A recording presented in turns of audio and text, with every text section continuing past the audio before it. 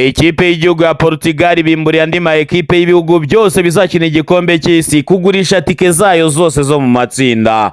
Ubu nta tike ya Portugal wabona ku isoko usibye iguze kuri Black Market. Portugal umukino wa mbere izawukina na Congo Kinshasa kuri 17 z'ukwa gatandatu kuri NRG Stadium yo muri leta ya Texas mu mujyi wa Houston, ijyamo 22 birenga.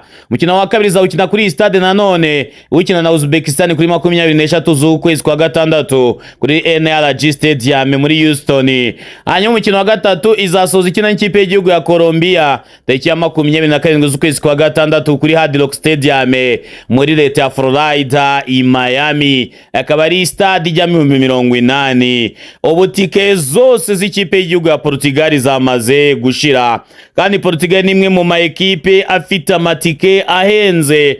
Nk'umukino bazakiramo ikipe y'igihugu ya Congo Kinshasa, tike ya make na $587, tike ya menshi ni $33 n'amadolari $128.